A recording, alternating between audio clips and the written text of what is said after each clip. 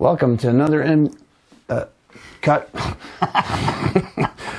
Okay, Welcome to another episode of In Tune Guitar Academy. I'm here at Kelly's house. We're doing a setup on my bass. Kelly's channel is Gear.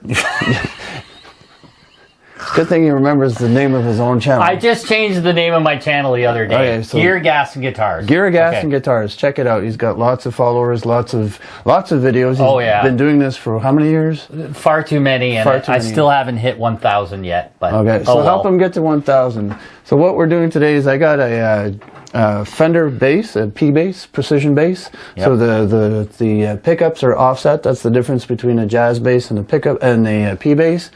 And he tried it out last week at a jam because we were jamming together, and he said my bass was not set up properly, the guitar was not set up properly.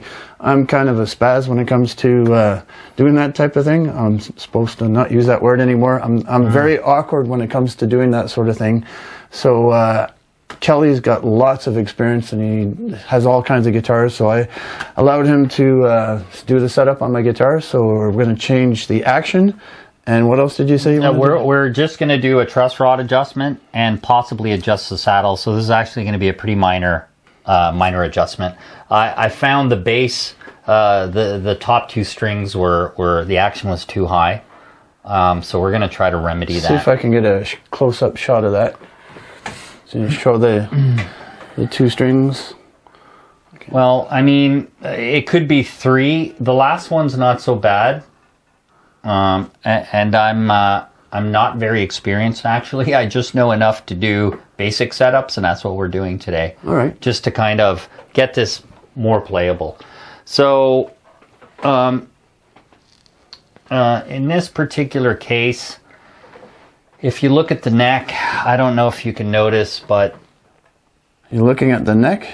Yeah, so I'm just trying to figure out and this is going to be almost impossible to capture on camera, but you want to look down the neck and see if there's a curvature going like concave or like reverse. Like is the fret bending, is the fretboard bending that way or that way? And that determines what direction you want to go in. So I can see that it's slightly curved this way, which is what you want. You want some neck relief. So there's a bit of neck relief.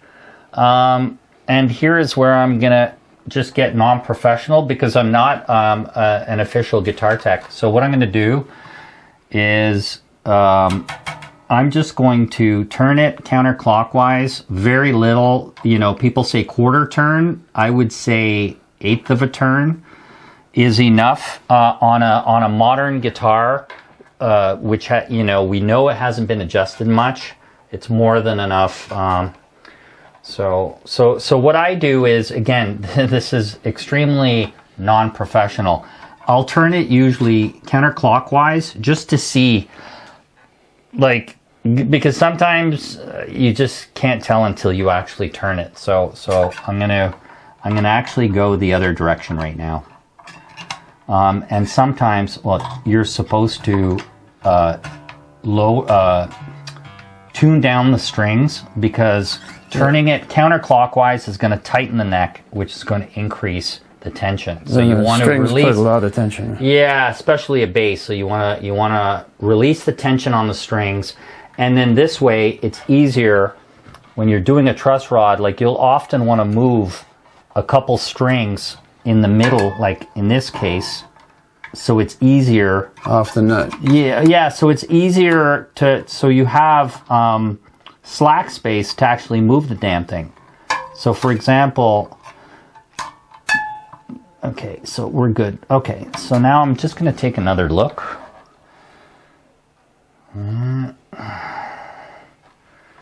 Take another look at the neck.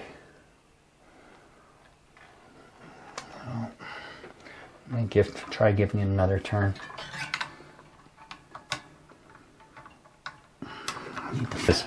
Because I'm doing this my way just from practice because I know it works, but it's certainly not something that I would tell everybody to do.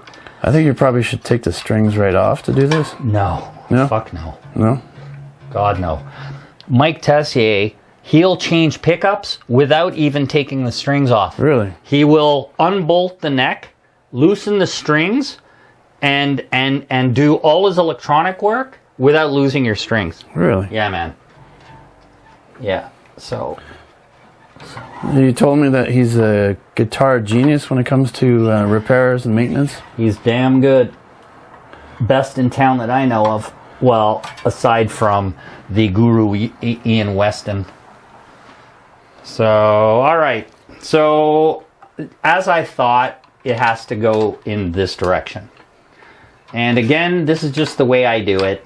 If I know I'm not going in the right direction, then I switch directions. But the only way to know is to first go back and forth a bit. And that's definitely better already.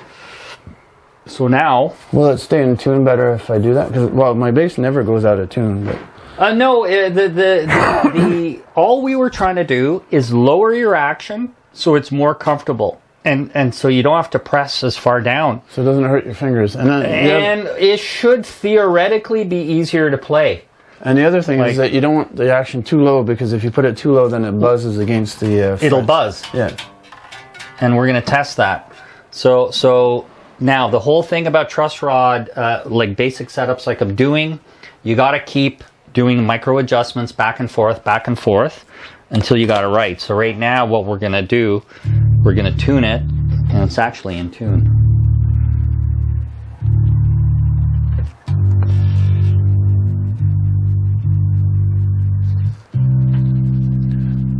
That's one thing I found is when you pay a little bit extra and you get something decent like a Fender, even though it's made in Mexico, they stay in tune much better than a cheapy guitar. Yeah, because they use better tuning heads. Yeah. And this is actually super, super important. The quality of your tuners, very important. Let's get a close-up look at that. You hold that up again. So these look pretty good. I mean, they're stock. I'm sure if you really want to go crazy, you can buy third party. You can upgrade. You can always upgrade pretty much anything you want on these guitars. You can, if you're sick of the look, you can change the pickguard. You can buy fancy graphite saddles. You can change the pickups. You can change that. There's nothing you can't change. You can change the pots if you're not happy with the either the output or it's too hot. You can. There's nothing you can't change. So. One thing I don't like about that bass is that the tone knob doesn't seem to do a whole lot.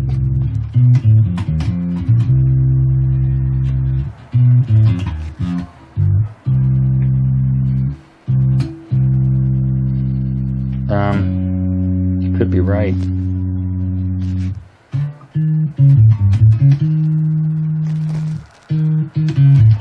It does make a difference. But it's so slight, it's hardly... You could remove it and you wouldn't even notice. I think, anyways. When I have... yeah, it's kind of weird. When I have some kind of adjustment like that, I like to know that... I know, yeah. Like a guitar tone, you definitely can tell. That's why I like my Geddy Lee boost pedal, because when I change the tone on that, you really notice it right away. Just barely touch it and it makes a difference. For the record, this is the first bass I believe I've ever set up. Like I may have set up my crappy little Yamaha bass, but this is the first kind of real bass. Which goes to show how much faith I have in this guy. Yeah, so because that wasn't a cheap guitar. People are gonna get a howl out of this $1,000, video. man. Well, I mean, look, it's already better. Like Yeah. I don't know if you can notice, but just feel it. Just that made a difference. It was further before. The strings were further off. Now we're still gonna make. Now I think I don't think I'm gonna mess with the. Let me just do another little tiny quarter turn. It's a very tiny room, in case you're wondering why I keep going on and off cameras, because we're squeezed in here to a very small space. Yeah. And Kelly's the star of the show anyways. You may want to take a 360 at some point just to give people an appreciation. And I'm going to grab my beer because I'm thirsty. Yeah. And Cheers. it's Friday. Woo!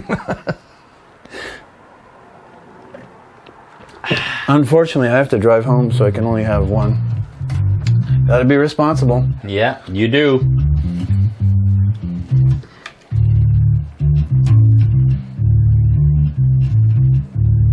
A little bit of Led Zeppelin there. No, yeah, that is Zeppelin. That's how many more times from Zeppelin 1? Yeah.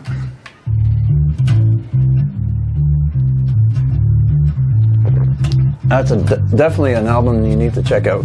If you haven't heard Zeppelin or Zeppelin 1, it's my second favorite Zeppelin album. Zeppelin 2 is my favorite, but Zeppelin 1 is very good.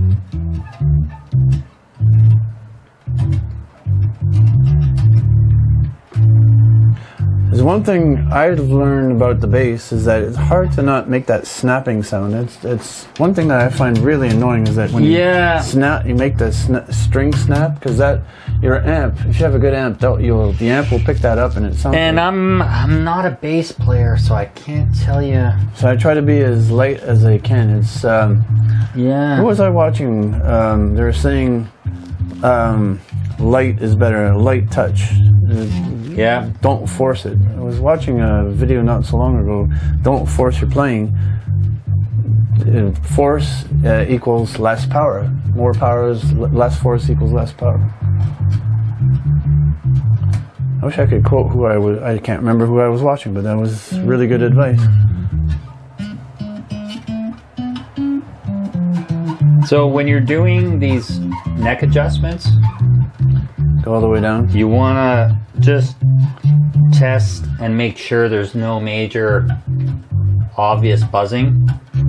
And then when you're shopping for a guitar, I remember reading this in the newspaper once. A lot of people go in there and try to do their Steve Vai imitation and try to impress everybody around when nobody really cares. What you should be doing is exactly what Kelly was doing, is testing the intonation all the way up and down the guitar, because if it's set up properly in the store and it sounds in tune all the way down, then you know your guitar is halfway decent. That's not intonation what we were doing. We were actually checking for buzzing. Intonation is what you use. These screws are to adjust the distance of the saddles. This affects the actual intonation. And the way you know that it's intonated properly is by, if we look at my tuner, so it's saying that it's sharp right now. So that's an open E, but if I hit the E at the 12th fret, it's actually too high. It's sharp. Okay? So it's still there. So now I'm curious to see, technically, if I keep bringing this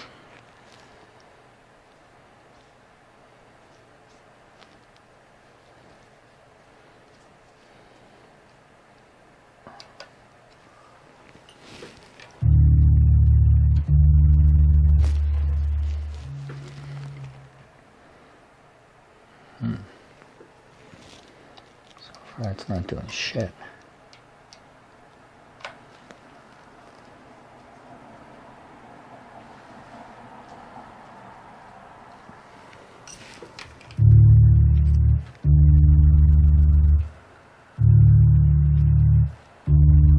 Still, it's weird. It's like it's not doing anything.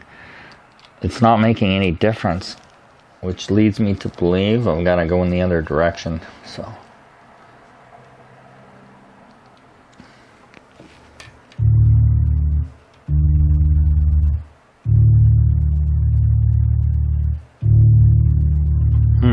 now it's sharp. Interesting. Okay, so I'll go back. Yeah. So, okay, but really, typically, the way you test is you go to the 12th fret, or you do a harmonic. So, I'm going to consider this.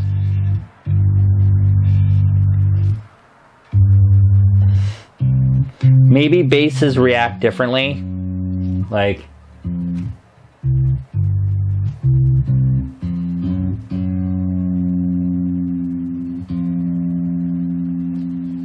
okay, so anyways, that's intonation.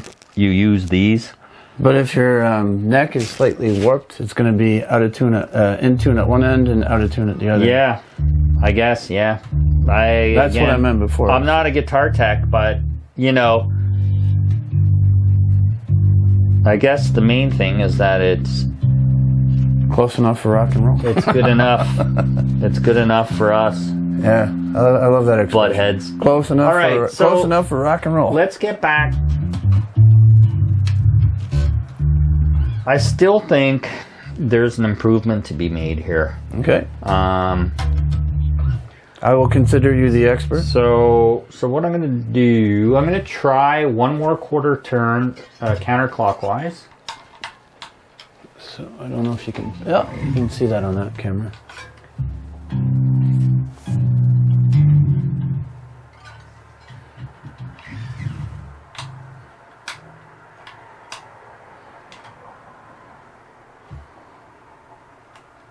Okay.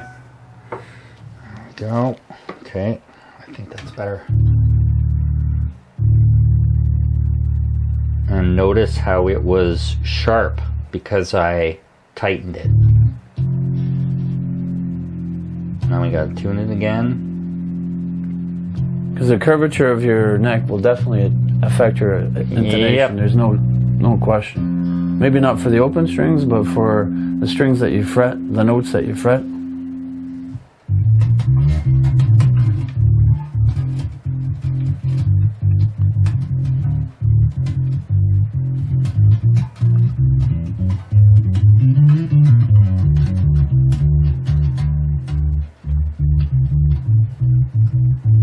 So, you know how we can do a test? We can do a really quick sonic test to see if this tapping noise, if it actually makes any difference recording.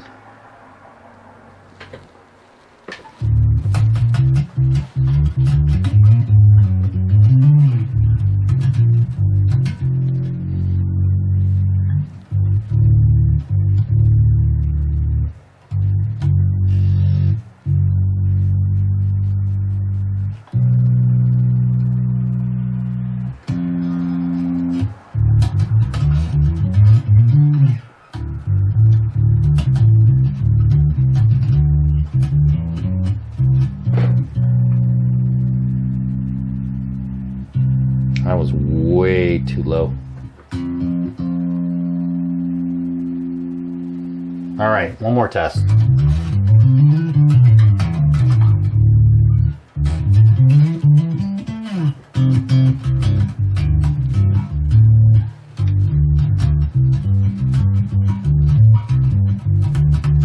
Okay, let's take a listen.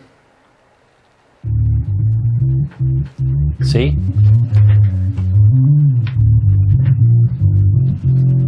Sonically, you're not hearing any of those, the strings hitting the frets. Like if we were recording an album, you wouldn't hear any of that. Okay. And that's kind of important. Yeah, for sure. So, To be out of the picture. yeah, so that's cool. Okay, so basically, I don't think I would want to adjust the neck anymore. Okay. I still think we got to bring this string down a little bit, and that's why you use the little tiny supplied Allen key. Each saddle has 2 screws, and counterclockwise will lower the saddle. So generally, let's say a Strat's going to have 6 saddles, and you want to match the saddle shape to the curvature of the neck, and there's saddle gauges, which I have somewhere here in this jungle of gear. But I don't know. I tend to do this by eye, again. So I lower it just a little bit, and then test it.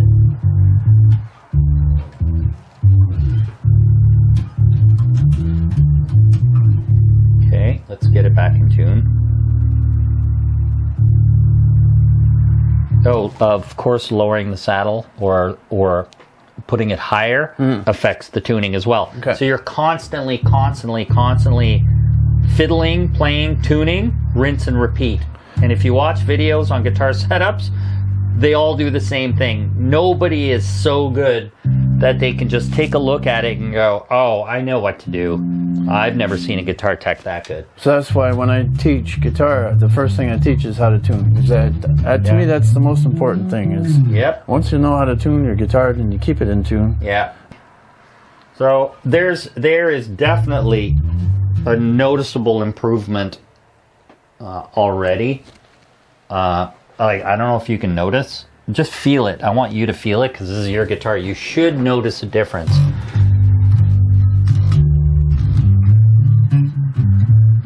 I'm not saying it's going to be drastic, but the strings are definitely closer than they were before.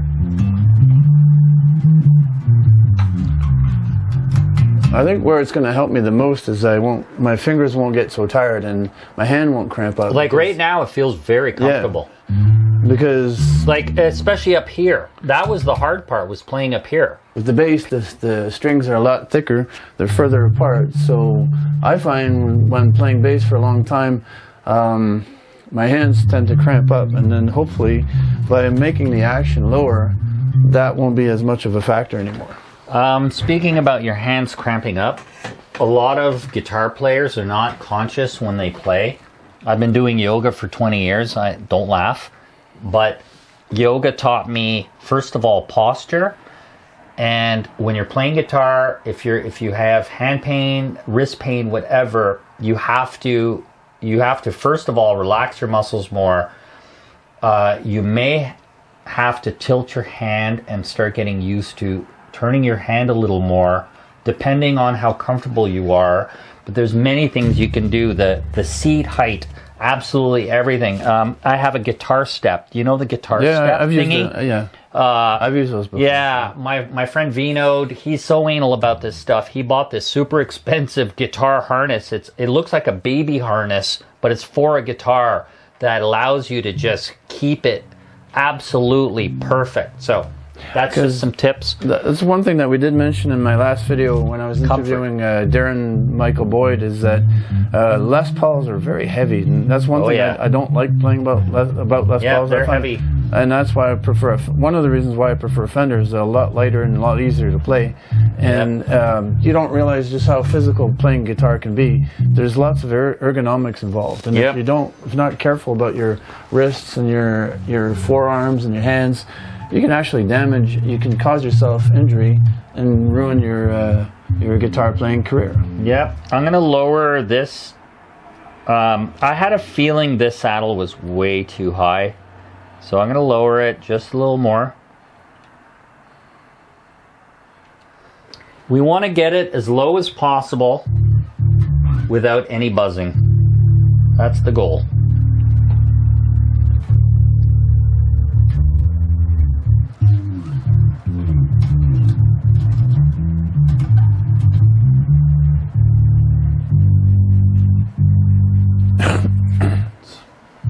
It's way better than it was before. Okay. Like way better. I can just see it. Like I can look. Yeah. Look at it. I noticed. That's how it's supposed to be. I'll just hold it up to the camera so like it's way better. And it really did not take much. It took a couple little more than eighth turns. And I had a feeling the bass string was just way too high. The saddle was just way too high. So we lowered that. And now the question is, should I lower the other saddle? But I'll be honest, I think it was really the E string. Like, just play it again. But I think, quite honestly, I think we're done.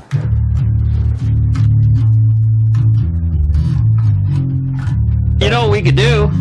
Speaking of heavy Les Pauls, we could let's do a little impromptu jam in here. It's tight, but so speaking of heavy Les Pauls, this is my pride and joy. Okay, I'm just going to adjust my camera here. And Frank can hear my new protein pedal, because we all need a little bit of protein in our lives. It's like jamming in a phone booth. I'm like way off. I know, it's really tight in here. So play some blues.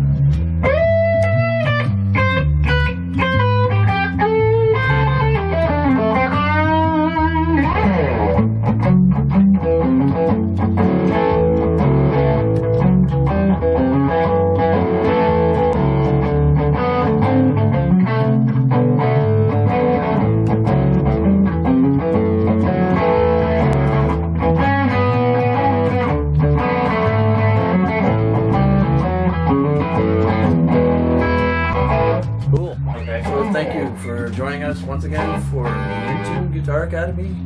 There you go. Rock and roll. See you next time. And thanks to Kelster von Schredster from Gas, Gear, and Guitars. Gear, gas guitars, Something. gas gear guitars. 3 G's or something. I don't Yeah, Kelly Coughlin is her real name, but Kelster von Schredster is my internet name, and there we go. Y'all come back, you hear?